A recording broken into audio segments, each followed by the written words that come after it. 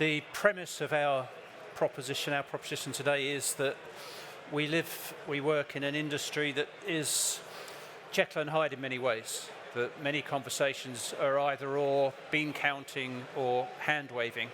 I suppose being an architect, I'm more of the hand waving by nature. And that in that sense, it's a lost opportunity many times where the real wins are to be had, where those two antagonistic forces can be reconciled and brought together. And I suppose we're here to chat about how we have previously experienced that, to concentrate on solutions and ideas. Alistair. Do you want me to introduce myself? Yes, please. Okay. My name's Alistair Kratt. I'm from LDA Design. In terms of the relevance of why I'm here, I was advising National Infrastructure Commission for about 4 or 5 years whilst they were still in existence, and have been supporting NISTA in that transfer of design competency as NISTA is finding its feet. And I've been involved in large-scale infrastructure delivery for the last 20 plus years, led the first DCO project, and of relevance to today, involved in Euston, Oxford Station, strategic advice to East West Rail, and design guidance for Network Rail as well. So looking forward to having the discussion today about that balance between design behavior and cost behavior, call it what you may. Great. Charles. Hello, everyone. My name's Charles Brindby. I lead Active Thinking. We basically focus on how buildings are designed for customers and operators and the people who work there. So the actual users of the building, and we get to the bottom of what customers really want, not what people think they want. And because a customer wants a simple, easy-to-use process, what it does, the customer effectively acts as your quality team. They pick out what is and is not of value in the design. And what that means is that you can then typically you can have a smaller building, a cheaper building, because you're focusing on what really adds value. When you do that, you then know what capacity thresholds you can have. Effectively how much you can screw out of the building once you understand those things. We've done this in a variety of applications. We spent quite a lot of time at Heathrow on terminal design, places like the National Trust, how do you master plan a set of properties? And I'm working with Ramani and others at St Pancras on expanding international services. Very good. Thank you, Charles. I'm Eamon. I lead Pascal and Watson Architects Rail and Ports team in the UK. I have had previous experience in a number of other sectors in education and offices. Currently working with TfL, with Ramani also, at Euston Station and at Dover, Port of Dover. So a range of experience.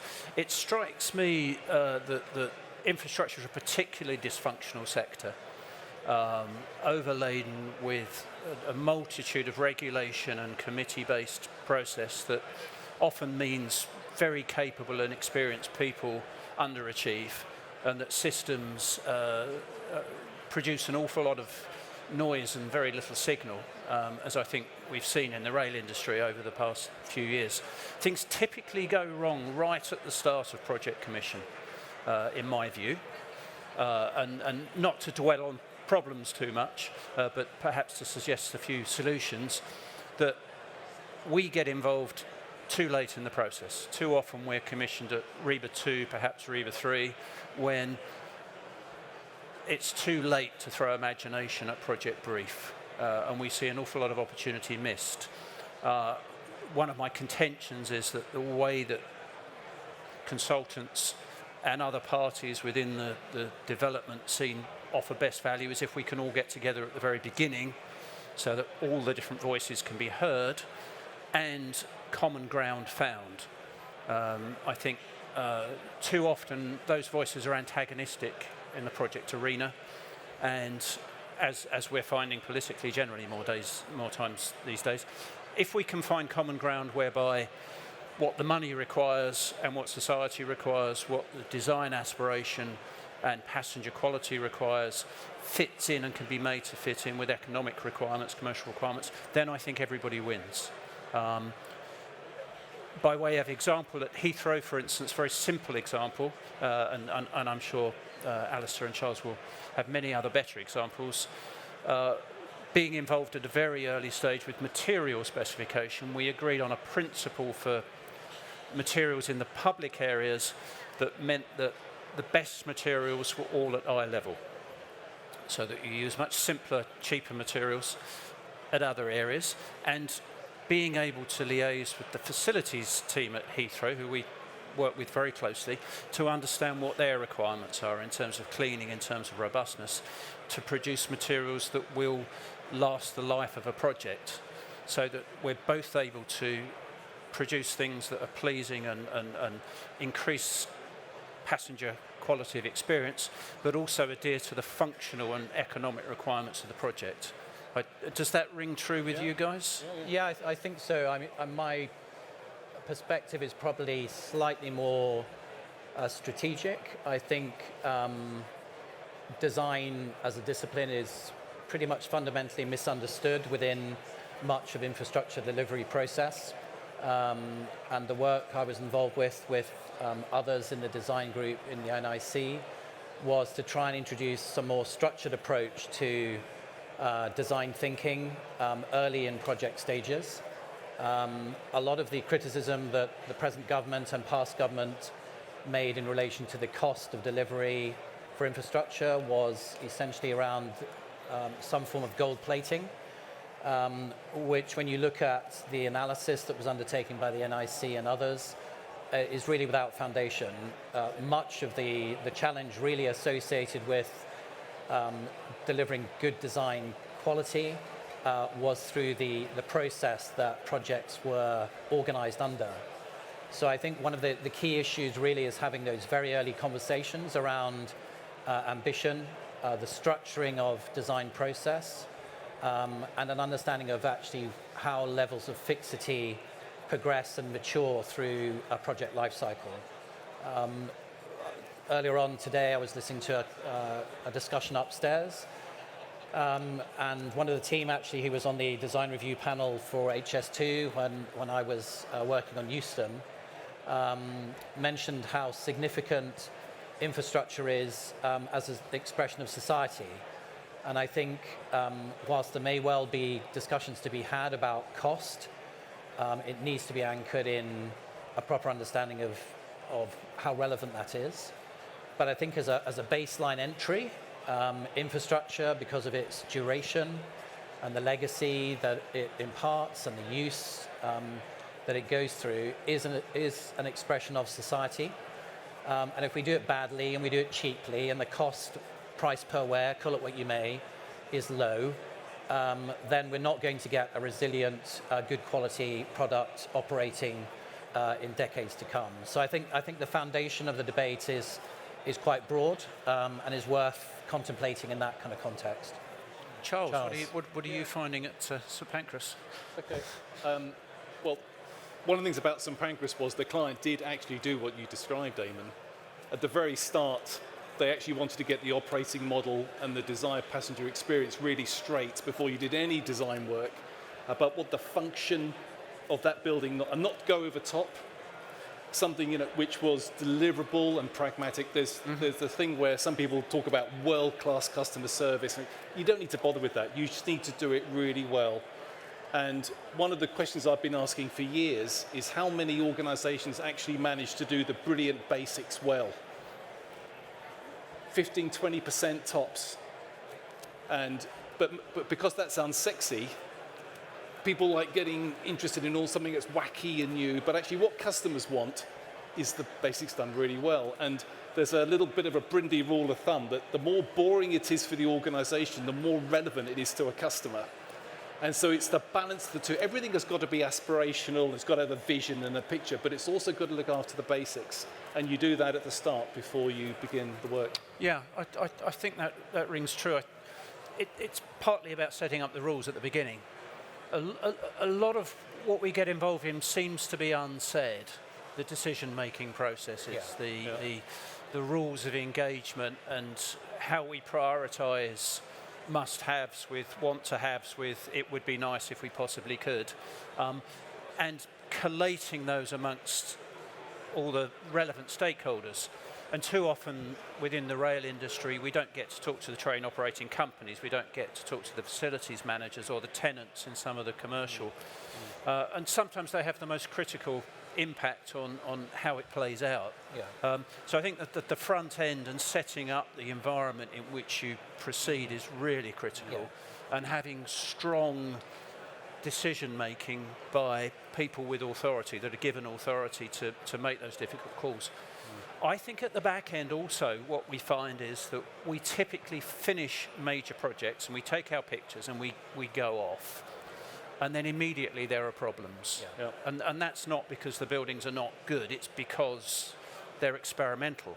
And so you would expect that on day one the usage is not quite what was anticipated. And it's a shame that we don't get an opportunity to spend 3 to 6 months with clients observing occupation and fine-tuning, because I think if that were possible, then I think passenger satisfaction would increase. I think costs would decrease.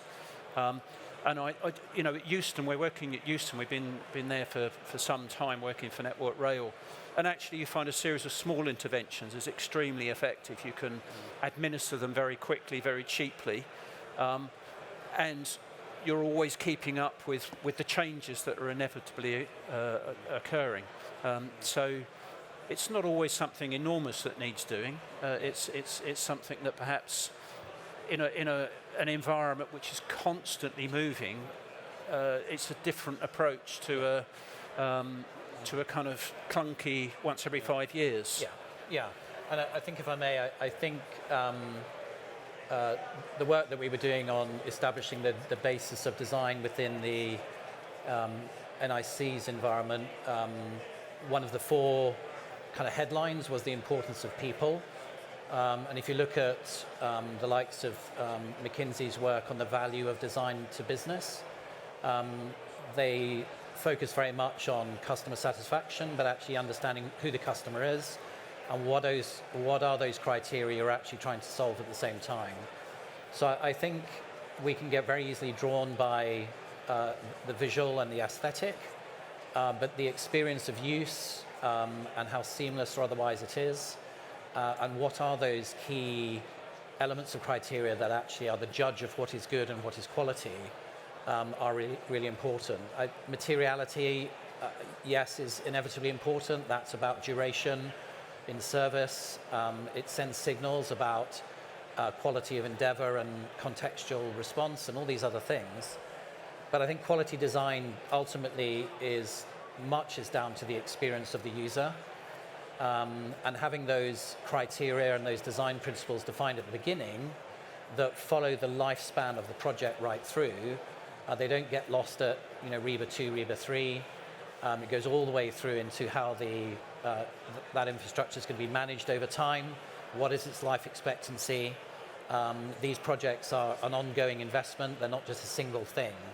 And ultimately, traveling seamlessly, as I did relatively easily this morning from Oxford to get to here. All the trains arrived on time. The connections worked, which was remarkable.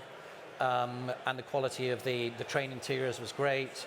The stations looked pretty good, whether they were Victorian, at Birmingham station, or something more contemporary on arrival into Manchester. All of these things are kind of visual cues, and are all about delight in the everyday. And I think, just going back to your point, Eamon, I think the grand project is one thing, but I think infrastructure in small elements is also really important, and small interventions can make massive impact. And I think it's not degrading or devaluing those small interventions as somehow not relevant, because they are. It's interesting, that idea of responsiveness, in an accelerating world where what is required now is very different from 5-10 years ago, and we might expect increasing changes. And Charles, you're working in exactly that sphere at St Pancras, which is to use technology other than the slow means of construction. That's right, but also to design a very flexible space at the start. As you say, circumstances change. One thing you can guarantee within 3 to 5 years of it opening, something will change. And the last thing you want is a pillar in the wrong place. But that requires investment up front. At some airports we've worked at, it's often a battle because you have to incur extra capital costs at the start. But if you get the right stakeholders involved, you can do that, creating that flexible space as it comes along. But one of the things, I think everyone will have heard about the importance of customer experience and how it matters. Why is it that the brilliant basics are so hard to do? And I think most of the organisations we work with culturally don't really understand what customers want. And it's not because they don't want to, it's because it takes a lot of effort. Something they already have, but they haven't. And also what it takes, organisations develop a subconscious bias of what's easy for them, or actually what sometimes myths linger. And one of the things we find, and one of the things that makes the early Reba stages quite difficult, is that you're taking on a lot of cultural assumptions about what people want. And it tends to be, again, quite basic, simple stuff that have to be got right. And one thing in my mind, I'm absolutely clear about, that if you do that, you have a much simpler design in the long run, because you've really got to the essence of what they want. Some of it is visual, some of it is practical, operational, and maybe you've got 20, 30 stakeholders in a building. They've all got to agree, because above all, the experience has got to be integrated, it's got to make sense. And that's not easy. So you're going to get all those stakeholders before you start building it. Yeah. And that's why a lot of people get, I'm just going to start. Yeah. And you get what you described, Damon. Yeah. And I suppose that in a way takes us full circle, that because many of the projects by their very nature and infrastructure involve an awful lot of investment, an awful lot of political capital, there's a tendency to revert to safe solutions or perceived safe solutions, or retrench to your known discipline. One of the ways that at Heathrow we've been able to help unlock that with very conservative airport and airlines is to do sort of experiments. And it's very common in the workplace. So for instance, we had check-in desks where traditionally you would have arrived with your bag and there would have been a large piece of furniture between you and the airline staff. And it was decided by British Airways, I think, initially, that they wanted more of a hotelling approach. And the unions were completely against it. And so we trialled some sample desks, and people loved it. Everybody loved it. And so that then took away that fear. And I think perhaps one way to move forward is to identify those pinch points of resistance and look very specifically in a very focused way at those small things and see how they might be made to help unlock differences, but in an unthreatening environment, if you like. A safe space for property developers. It sounds like a very curious The great thing about notion. trials, and you're absolutely right, is that a rule of thumb is that for every 10 things you're worried about on a trial, 5 disappear. They weren't an issue at all. 5 are an issue. And then there are 2 or 3 things that hadn't even crossed your mind. Right? And the great thing about it is it's so clear. Everyone can see it. You haven't got to write a 30-slide presentation on the back of it. You just invite people down to look at it, and you can't argue with it. And I think I did this with the National Trust. They were going to double the size of a building. We did some proven trials to show you didn't need to do that. And in a weekend, we'd solved the problem. And also, you can just look at the customer behaviour, and you can't argue with it. Yeah. It's really clear. Eamon, if I may, just to come back to maybe some of the crux of the issue we're discussing, which is the tension between cost and design quality. I just plucked a report out my bag before I stepped up. The OECD and IMF in 2019, and then followed up subsequently with HS2 and government, have undertaken pretty significant investigations into cost overrun, and whether actually design and gold plating is actually the key issue or not. And it is definitively not. Their judgments in simple form were weaknesses in early stage design and conceptualizing, which is a fundamental breakdown at the various early stages of a project in terms of what is the ambition, who set the brief, what are the quality targets you're aiming to hit and why. Insufficient governance based on understanding, and certainly not excessive design ambition. So I think that for me, there is no tension ultimately between design quality and cost, but what it ultimately comes down to is behavior, and actually people being prepared to collaborate and listen with each other. And I think for clients to increasingly operate in a more collaborative way to make sure the genesis of their project, whether it's government or private sector, properly scopes what it is you're trying to achieve, what are you designing for, and at what level and for what purpose, and start well and then progress with that level of confidence. So I think that for me is key. I think we're out of time. Do we have any questions at all? There's some two ladies with microphones if we have a question.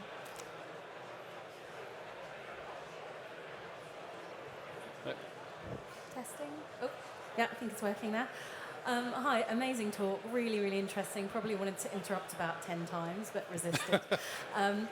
I think what you just said there about the collaboration and the kind of early conversation, I'm interested to understand whether or not you're suggesting that actually before that strategic outline brief is written by the client, are we actually, bearing in mind there's probably clients in the room here, but are we saying actually it's on the onus for the client to engage more at that early stage and to have more stakeholder involvement? Because we were just talking about operations and maintenance helping to write that brief. If they're not involved prior to strategic outline brief, how can they contribute? And actually, isn't that just going to derail us, excuse the pun, later down the line? Yeah.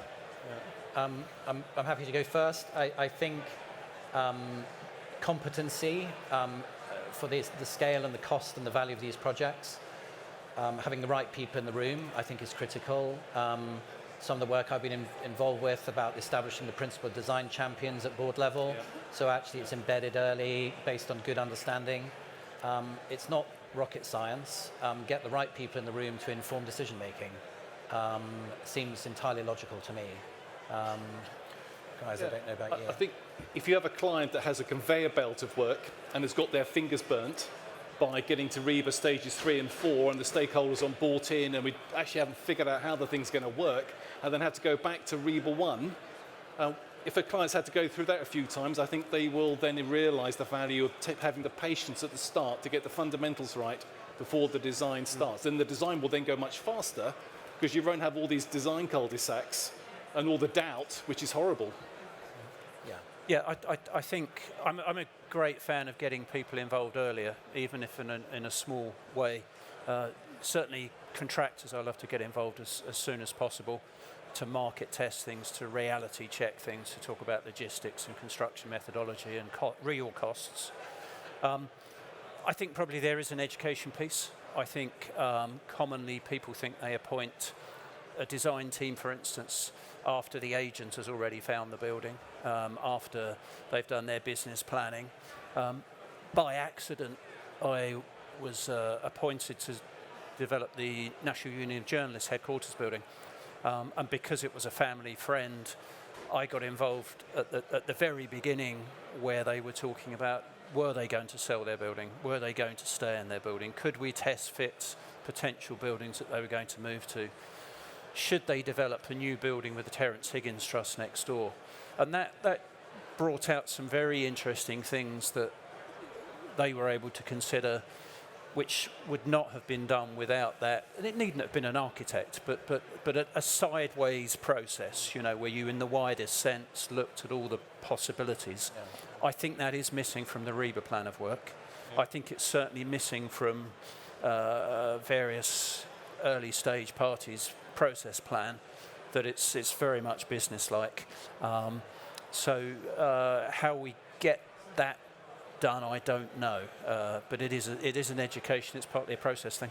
I think if I may just maybe I think there is reason for hope. As some will know, the Green Book has been updated. Place-based growth and outcomes is now the kind of named agenda as opposed to cost-benefit. So I think the industry is starting to understand these things better, definitely. About 3 or 4 years ago, we got government funding to answer that question. And we had about 20 organisations big organisations, we ask them how much of the brief gets written that should get written, and none of them went above 50%. Right, and there were big players in the room, and that's something that shows you there is a bit of a client thing of doing what you've described, the collaboration, get everyone at the front, and really piece it together. Super. I think we're out of time. Okay. Thank you very much, Alistair. Thank you, Charles. Thank you for listening, everyone.